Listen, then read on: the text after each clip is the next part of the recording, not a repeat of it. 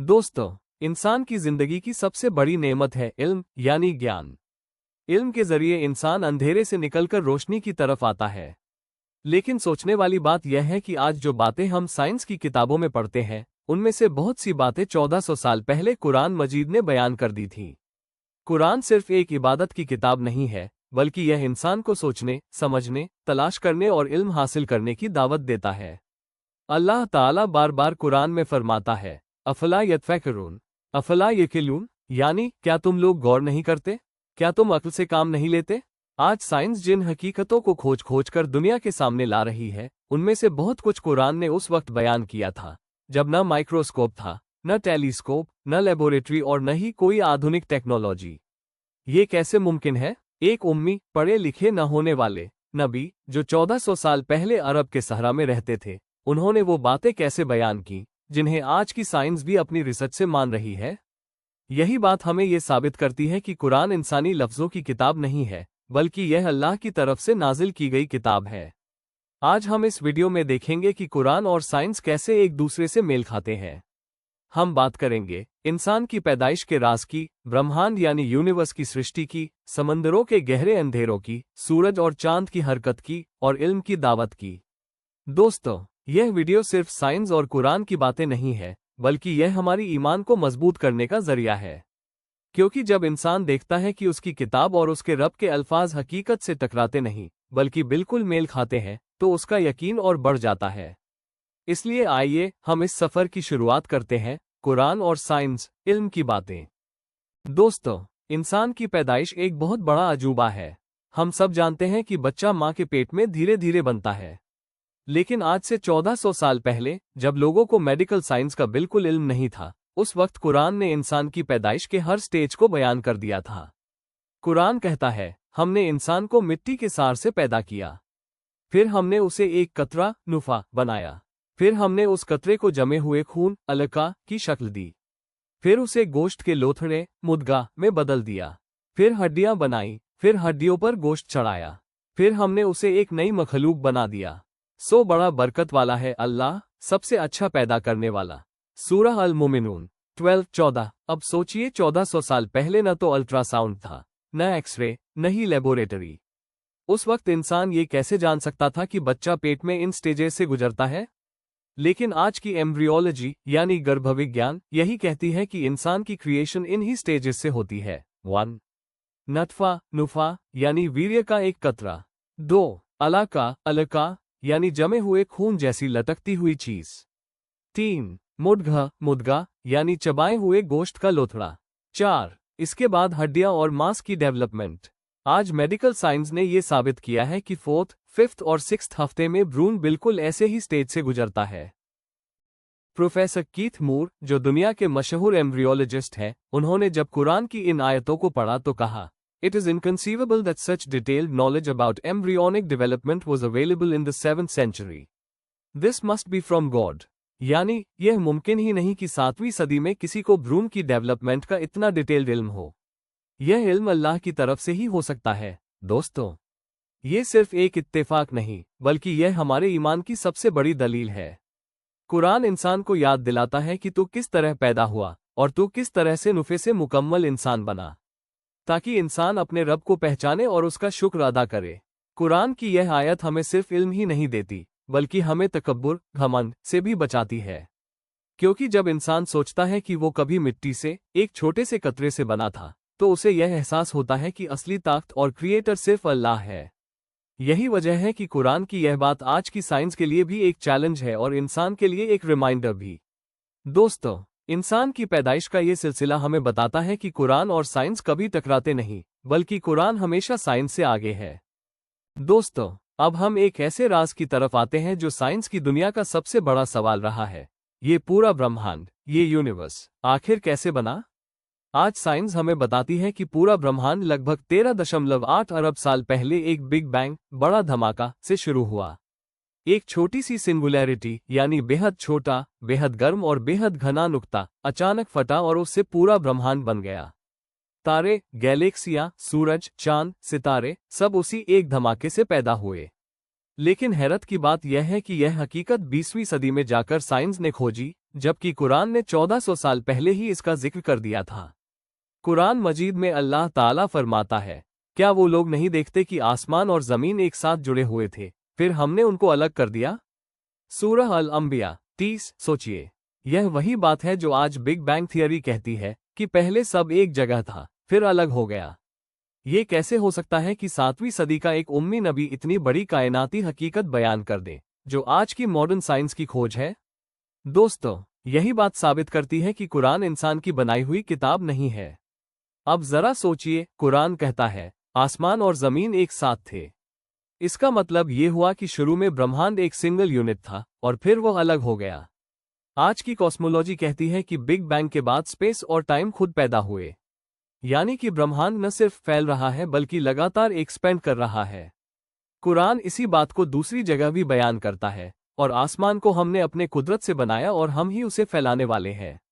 सूरह अज़-ज़ारियात 47। आज का साइंटिफिक रिसर्च यही बताता है कि यूनिवर्स लगातार फैल रहा है। नासा और हबल टेलीस्कोप की रिपोर्ट्स कहती हैं कि गैलेक्सियां एक दूसरे से दूर जा रही हैं, यानी यूनिवर्स हर पल बड़ा हो रहा है। अब सवाल ये है कि 1400 साल पहले एक रेगिस्तानी कौम, जिनके पास न टेलीस्कोप था, न सैटेलाइट, न साइंस की कोई लैब, उन्हें ये बातें कैसे मालूम हुई? इसका जवाब सिर्फ एक है, कुरान अल्लाह की किताब है और यह बातें अल्लाह ही ने इंसान को बताई।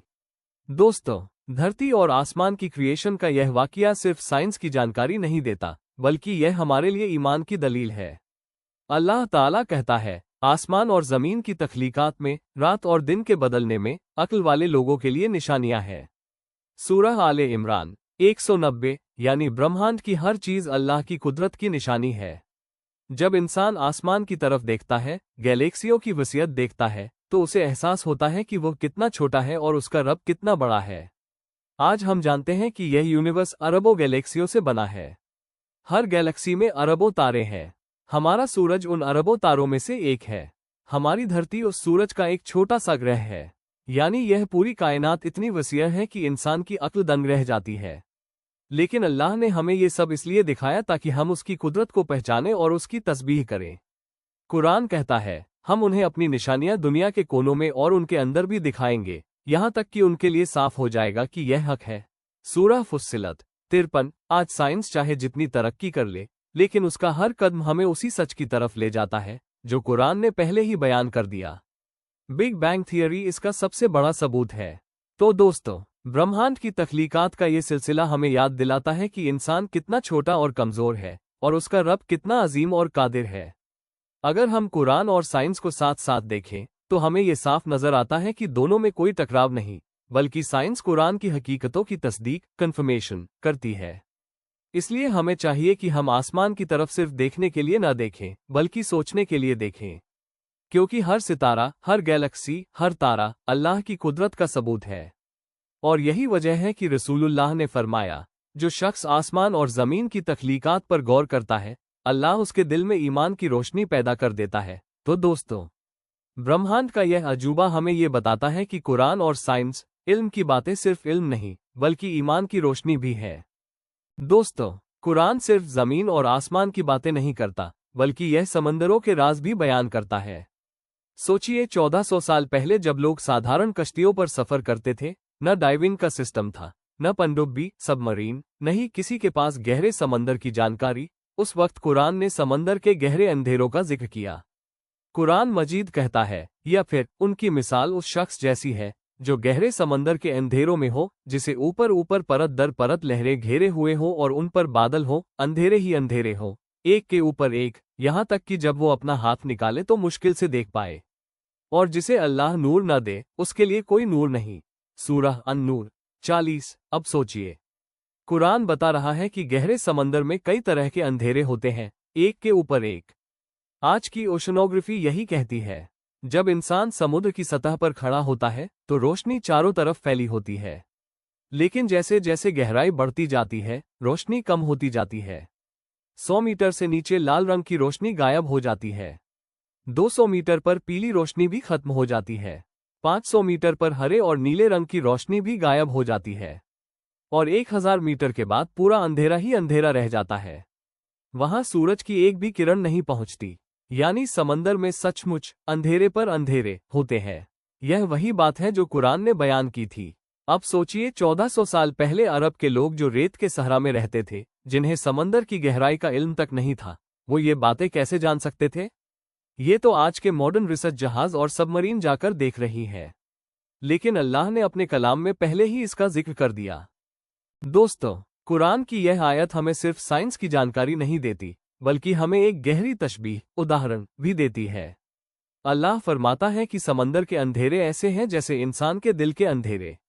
जब इंसान अल्लाह की हिदायत से दूर हो जाता है, जब उसके पास कुरान और ईमान की रोशनी नहीं होती, तो उसका हाल भी उस शख्स की तरह हो जाता है जो गहरे समंदर में डूबा हो, न रोशनी, न दिशा, न रास्ता। ऐसा इंसान अपने हाथ तक को नहीं पहचान सकता। इसलिए अल्लाह कहता है, जिसे अल्लाह नूर न दे, उसके लिए कोई नूर नहीं। यानी साइंस की बात के साथ साथ यह आयत हमें ईमान की सीख भी देती है। दुनिया का हर इल्म हमें हकीकत दिखा सकता है, लेकिन असली हिदायत और नूर सिर्फ अल्लाह देता है।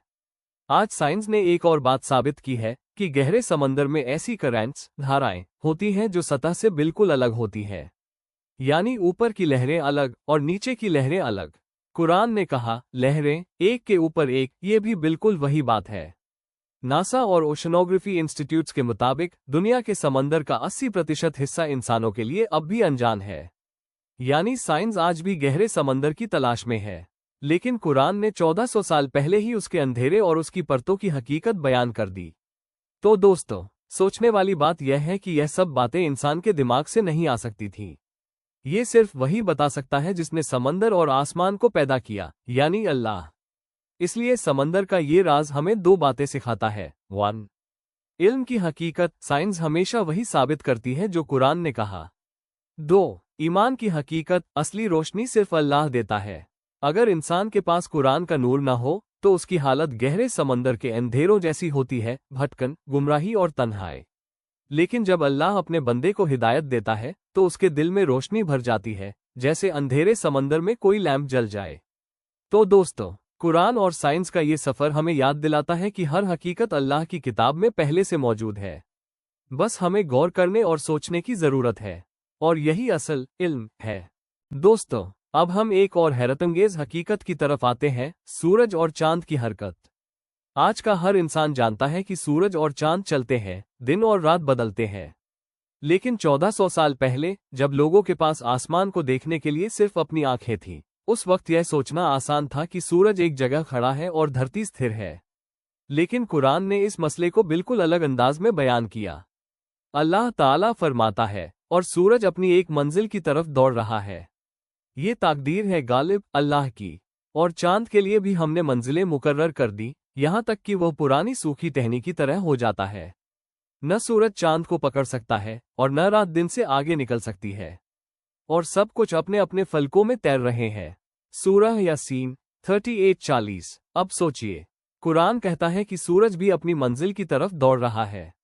आज मॉडर्न खगोल विज्ञान, एस्ट्रोनॉमी, कहता है कि सूरज अपनी गैलेक्सी मिल्की वे के अंदर तेजी से घूम रहा है। सूरज की स्पीड लगभग 8,28,000 किलोमीटर प्रति घंटा है, और वह अपनी गैलेक्सी में हर 225 मिलियन साल में एक चक्कर लगाता है। यानी सूरज भी स्थिर नहीं, बल्कि लगातार मूवमेंट में है। इसी तरह कुरान ने कहा कि चांद की भी मंजिलें मुकर्रर है। यानी चांद एक ही जगह नहीं रहता, बल्कि हर रोज अपनी सूरत बदलता है। नया चांद, हिलाल, अर्धचंद्र, पूरा चांद, और फिर घटता हुआ। ये सब कुछ बिल्कुल उसी तरह होता है जैसा कुरान ने बयान किया। आज की साइंस कहती है कि चांद धरती के चारों तरफ लगभग 27.3 दिन में चक्कर लगाता है। और यही उसका ऑर्बिट है। हर स्टेज में चांद की रोशनी बदलती है क्योंकि वो सूरज की रोशनी को अलग अलग एंगल से रिफ्लेक्ट करता है। यानी चांद की हरकत और उसकी मंजिलें बिल्कुल वैसी ही हैं जैसी कुरान ने बताए। अब गौर कीजिए, कुरान ये भी कहता है कि सब कुछ अपने अपने फलकों में तैर रहे हैं। ये बात आज की खगोल विज्ञान, एस्ट्रोनॉमी की भाषा में ऑर्बिटल मोशन कहलाती है। धरती अपनी धुरी पर घूमती है और सूरज के चारों तरफ चक्कर लगाती है। चांद धरती के चारों तरफ घूमता है, और सूरज अपनी गैलेक्सी में मूव कर रहा है। यानी पूरी कायनात एक सटीक सिस्टम में चल रही है, बिना टकराव, बिना रुकावट। अब सोचिए, ये बात 1400 साल पहले कौन जान सकता था? अरब के लोग सूरज को बस उगते और डूबते देखते थे। उनके लिए तो यही सच था कि सूरज धरती के चारों तरफ घूम रहा है। लेकिन कुरान ने इस आम सोच को तोड़ते हुए हकीकत बयान की कि सूरज, चांद और धरती सब अपनी मंजिलों की तरफ मूवमेंट में है। दोस्तों, इस मसले पर साइंस ने कई सदियों तक गलत बातें कही। कभी लोग कहते थे कि धरती फ्लैट है और सूरज उसके चारों तरफ घूमता है। फिर बाद में कोपरनिकस और गैलीलियो ने बताया कि धरती सूरज के चारों तरफ घूमती है। लेकिन आज का मॉडर्न एस्ट्रोनॉमी यह मानता है कि सिर्फ धरती ही नहीं, बल्कि सूरज भी मूव कर रहा है। यानी वही बात जो कुरान ने पहले ही कह दी थी। कुरान की यह आयत हमें दो बातें सिखाती है। 1. ये ब्रह्मांड किसी बेसिर पैर के हादसे का नतीजा नहीं है, बल्कि एक मुकम्मल सिस्टम है जिसे सिर्फ अल्लाह चला रहा है। 2. दिन रात का बदलना, सूरज चांद का चलना हमें याद दिलाता है कि वक्त तेजी से गुजर रहा है और हर इंसान को अपने रब की तरफ लौटना है। अल्लाह ताला कहता है, और वही है जिसने रात और दिन, सूरज और चांद बनाए। सब एक एक मंजिल में तैर रहे हैं। सूरह अल-अंबिया 33। यह आयत इंसान को सोचने की दावत देती है, क्योंकि जब इंसान देखता है कि सूरज और चांद भी अल्लाह के हुक्म से चल रहे हैं, तो वह समझता है कि उसकी जिंदगी भी एक मंजिल की तरफ जा रही है, और वो मंजिल है अल्लाह के पास लौटना। आज साइंस सूरज और चांद की हरकत को लेकर नए नए रिसर्च कर रही है, लेकिन हर खोज यही साबित करती है कि कुरान के अल्फाज हक और सच है। सूरज, चांद, धरती सब अल्लाह के बनाए हुए सिस्टम के ताबे हैं। तो दोस्तों, जब हम आसमान की तरफ देखते हैं तो हमें सिर्फ सूरज और चांद की खूबसूरती नहीं देखनी चाहिए, बल्कि उनकी हरकत से सबक लेना चाहिए, क्योंकि सूरज और चांद भी अपने रब की तस्बीह कर रहे हैं और हमें भी उसी रब की इबादत करनी चाहिए। कुरान और साइंस की यह बात हमें ये यकीन दिलाती है कि इल्म सिर्फ किताबों में नहीं, बल्कि पूरी कायनात में बिखरा हुआ है, और जो इंसान इस इल्म से अल्लाह की पहचान करता है वही असली कामयाब है। दोस्तों, अब हम इस सफर के आखिरी हिस्से की तरफ आते हैं, इल्म की दावत और इंसान की जिम्मेदारी। कुरान सिर्फ एक आसमानी किताब नहीं, बल्कि इंसान की पूरी जिंदगी का मंसूबा, ब्लूप्रिंट है। इसमें हमें अकीदा भी मिलता है, इबादत का तरीका भी, और साथ ही इल्म की दावत भी। अल्लाह ताला ने फरमाया, क्या जानने वाले और न जानने वाले बराबर हो सकते हैं? सूरह अज़-ज़ुमर 9। यह आयत हमें बताती है कि इल्म रखने वाला इंसान और जाहिल इंसान कभी बराबर नहीं हो सकते। इल्म इंसान को ऊंचाई देता है, उसे सच्चाई की तरफ ले जाता है और उसे जिम्मेदारी का एहसास कराता है। कुरान बार बार इंसान को सोचने की दावत देता है, क्या तुम लोग गौर नहीं करते? क्या तुम अक्ल से काम नहीं लेते? क्या तुम आसमान और जमीन की निशानियों में तफक्कुर नहीं करते? ये सारे सवाल हमें झकझोरते हैं कि इल्म सिर्फ पढ़ाई या डिग्री का नाम नहीं, बल्कि अपने रब को पहचानने का जरिया है। कुरान और साइंस, इल्म की दावत। आज की दुनिया में लोग साइंस को धर्म से अलग समझते हैं। कुछ कहते हैं कि धर्म सिर्फ इबादत और मस्जिद तक सीमित है और साइंस दुनिया के मसाइल हल करती है। लेकिन हकीकत यह है कि कुरान खुद इंसान को साइंस की तरफ बुलाता है। कुरान कहता है, हम उन्हें अपनी निशानियां आसमानों में और उनके अपने नफ्स में दिखाएंगे, यहां तक कि उनके लिए ये साफ हो जाएगा कि यही हक है। सूरह फुस्सिलत 53। यानी अल्लाह ने कायनात में फैली हुई हर चीज को एक निशानी बना दिया है, ताकि इंसान इन निशानियों से अल्लाह को पहचाने और यकीन करे कि वही एक सच्चा रब है। इल्म की जिम्मेदारी। दोस्तों, इल्म सिर्फ हासिल करने का नाम नहीं है, बल्कि उसके साथ एक जिम्मेदारी भी आती है। अगर एक साइंटिस्ट अपनी खोज को इंसानियत के फायदे के लिए इस्तेमाल करता है, तो वह इल्म के मकसद को पूरा करता है। लेकिन अगर वही इल्म नफसानी ख्वाहिशों, तखरीब, डिस्ट्रक्शन और जुल्म के लिए इस्तेमाल हो, तो वह इल्म नहीं बल्कि जहालत बन जाता है। कुरान हमें इस तरफ भी तवज्जो दिलाता है कि इल्म इंसान को अल्लाह के करीब करे। रसूलुल्लाह ने फरमाया, जिसको अल्लाह भलाई देना चाहता है, उसको दीन की समझ अता करता है। बुखारी और मुस्लिम। यानी असली इल्म वह है जो इंसान को अल्लाह की पहचान दे, उसके दिल में तकवा पैदा करे और उसके अमल को सुधार दे। आज का दौर और हमारी जिम्मेदारी। आज हम एक ऐसे दौर में जी रहे हैं जहां साइंस ने बड़ी तरक्की कर ली है। Internet, artificial intelligence, medical science, space research, हर दिन नई खोज सामने आ रही है। लेकिन सवाल ये है, क्या यह इल्म हमें अल्लाह के करीब ला रहा है या उससे दूर कर रहा है? कुरान हमें याद दिलाता है कि इल्म का असली मकसद है अल्लाह की निशानियों को पहचानना और उसका शुक्र अदा करना। अगर हमारी रिसर्च हमें यह एहसास दिलाए कि कायनात कितनी बेहतरीन तर्ज पर बनी है, तो यह इल्म हमें सजा करने पर मजबूर कर देता है। इल्म और अमल का ताल्लुक। दोस्तों, इल्म हासिल करना एक अमानत है, लेकिन इल्म पर अमल करना जरूरी है। अगर एक इंसान बहुत पढ़ा लिखा हो, लेकिन उसका इल्म उसके किरदार में न दिखे, तो वो अधूरा है। रसूलुल्लाह दुआ किया करते थे, ऐ अल्लाह, मुझे ऐसा इल्म दे जो नफ़ा पहुँचाए और ऐसा इल्म से बचा जो नफ़ा न दे। यानी असली इल्म वह है जो इंसान को बेहतर इंसान बनाए, इंसानियत के लिए रहमत बने और इंसान को आखिरत की कामयाबी दिलाए। इल्म की दावत, एक पैगाम। कुरान और साइंस की बातें हमें ये याद दिलाती हैं कि इल्म हर मोड़ पर मौजूद है। जब हम आसमान को देखते हैं, जब हम समंदर की लहरों को सुनते हैं, जब हम इंसान की रूह और जिस्म के नज़्म को समझते हैं, हर जगह इल्म हमें पुकार रहा है। अब हमारी जिम्मेदारी है कि हम इल्म को सिर्फ दुनियावी मकसद के लिए न रखें, बल्कि उसे आखिरत के मकसद से जोड़ें, क्योंकि इल्म हमें अल्लाह की तरफ ले जाने का जरिया है। दोस्तों, ये कुरान ही है जो हमें साइंस की हकीकत और इल्म का असली मकसद समझाता है। सूरज और चांद की हरकत, समंदर की गहराई, इंसान की पैदाइश, सब अल्लाह की निशानियां हैं। तो आइए, इल्म की इस रोशनी को अपनी जिंदगी का हिस्सा बनाइए। कुरान की हिदायत के साथ साइंस का इल्म हमें दुनिया और आखिरत दोनों में कामयाबी की तरफ ले जाता है। याद रखिए, इल्म सिर्फ पढ़ाई का नाम नहीं, बल्कि अपने रब को पहचानने और उसकी इबादत करने का जरिया है। रोशनी सिर्फ साइंस से नहीं, बल्कि कुरान से मिलती है। कुरान और साइंस, इल्म की बातें, यही पैगाम है कि हर इल्म हमें अपने खालिक की तरफ ले जाता है।